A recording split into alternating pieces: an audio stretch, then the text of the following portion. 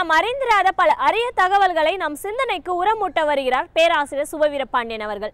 நம் விடியலை வா நிகழ்ச்சியின் அடுத்த பகுதியாக வரவிருப்பது ஒன்றே சொல் நன்றே சொல்.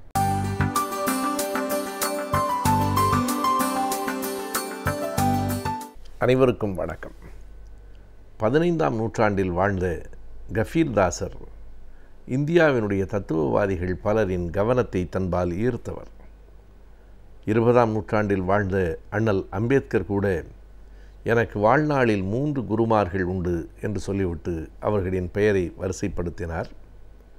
புத்தர், கபீர்தாசர், மகாத்மா ஜோதிராவ் பூலே 3 பேரும் தான் என்னுடைய முன்னோடிகள் என்றார் அம்பேத்கர்.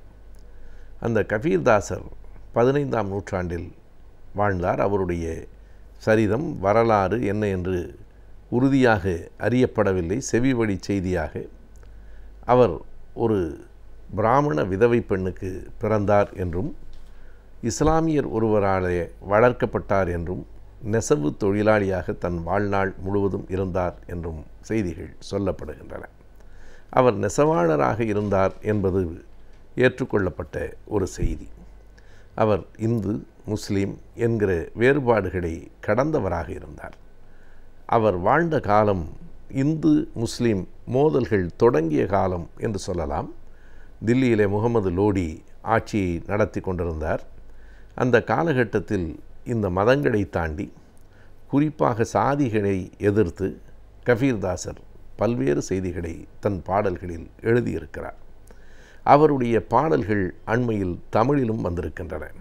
ஆங்கிலத்துக்கு போய் ஆங்கில வழியாக தமிழுக்கு வந்திருக்கிறது.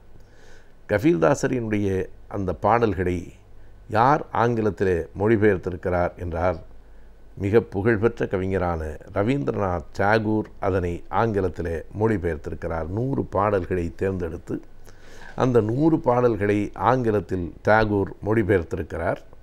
அதனை கபீரின் 100 பாடல்கள் என்கிற பெயரில் சென்னை சைதாப்பேட்டையில் இருக்கிற தமிழ் அலை பதிப்பகம் கொண்டு வந்திருக்கிறது. தமிழ் மொழிபெயர்ப்பையும் தேர்ந்த பேராசிரியரான எழில் முதல்வன் அவர்கள், மா ராமலிங்கம் எழில் முதல்வன் என்று அறியப்பட்டிருக்கிற அவர்தான் தமிழில் தந்திருக்கிறார்.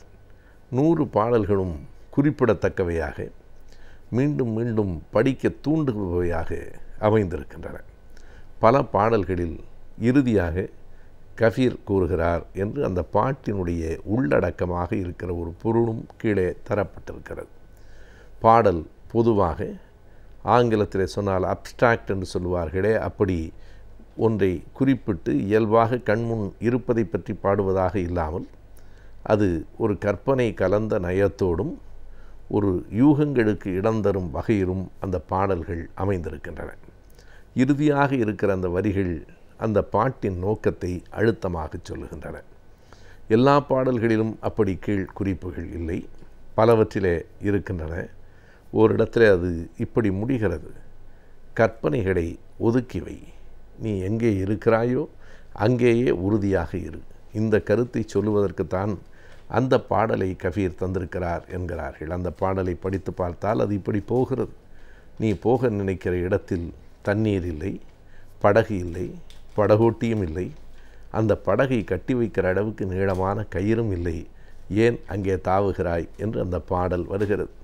இல்லாத ஒன்றை கற்பனை செய்து கொண்டு கனவுகளில் மிதந்து நீ வாழ்வதென்பது வாழ்க்கை ஆகாது என்று சொல்லுவதற்குத்தான் நீ கற்பனை செய்து வைத்திருக்கிறாயே ஏதோ ஒரு ஆற்றில் பயணம் போக வேண்டும் என்று. அங்கே தண்ணீர் இல்லை, படகு இல்லை, படகோட்டியும் இல்லை, பிறகு எப்படி நீ பயணப்படப் போகிறாய் என்று கேட்கிற அவர் சொல்ல வருகிற செய்தி என்ன என்றால், கற்பனைகளையெல்லாம் ஒரு புறத்தில் ஒதுக்கி வை, நீ எங்கே இருக்கிறாயோ அங்கேயே இரு என்பதுதான் கபீர் கூறுகிற செய்தி என்பது கீழே தரப்பட்டிருக்கிறது. எனவே கற்பனைகளில் மிதக்கிறவன் இருக்கிற வாழ்க்கையையும் இழந்து விடுகிறான் என்பதுதான் உண்மை. எங்கே நாம் இருக்கிறோமோ அந்த இடத்தை நமக்கு உரியதாக ஆக்கி கொண்டு அந்த வாழ்க்கையை மேலும் சிறப்புடையதாக செய்கிற ஆற்றல்தான் நமக்கு வேண்டுமே தவிர எப்போதும் இல்லாத இன்னொன்றை கற்பனையிலே கருதி ஆசைப்பட்டு ஏங்கி அதற்காகவே வாழ்ந்து கொண்டிருப்பது வாழ்க்கை ஆகாது. பல நேரங்களில் நாம் ஒன்றை புரிந்து கொள்ள வேண்டும் என்பதை கபீர் உணர்த்துகிறார். இக்கரைக்கு அக்கறை பச்சை என்பதை புரிந்து கொள்ளுங்கள். அங்கே போய் சேருகிற வரையில் அந்த இடம் மிக உன்னதமானதாக இருக்கலாம். ஆனால் இப்போது இருக்கிற இடமும் சிறந்ததுதான் என்று கருதுகிற அந்த எண்ணம் வருமானால் இந்த வாழ்க்கை நமக்கு வாய்த்திருக்கிற இன்றைய வாழ்க்கையை நாம் சிறப்புடையதாக ஆக்கிக்கொள்ள முடியும் என்பதைத்தான் கவித்துவ நயத்தோடு சொல்கிறார். அந்த ஆற்றில் தண்ணீரும் இல்லை, படகும் இல்லை, படகோட்டியும் இல்லை, படகை எடுத்து கட்டுவதற்கு கயிறு கூட இல்லை என்கிறார். அதுபோலவே கடவுளை தேடி எல்லோரும் எங்கெங்கோ அலைகிறார்கள். கடவுள் உன் பக்கத்திலே தான் இருக்கிறான். உன் மனச்சாட்சியாக, உன் நேர்மை பொழுதுகளாக, உன்னுடைய இயல்பான அந்த நல்ல எண்ணங்களாக உன்னோடு தான் கடவுள் இருக்கிறான் என்பதை சொல்ல வருகிற கஃபீர் அதையும் மிகுந்த கவித்துவத்தோடும் அழகோடும் சொல்கிறார்.